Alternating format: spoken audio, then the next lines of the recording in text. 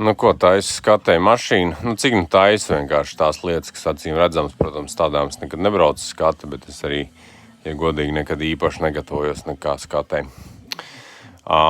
Tā, ir problēma tāda, kad ir man spoilerī sētam štāta bremžu lampa.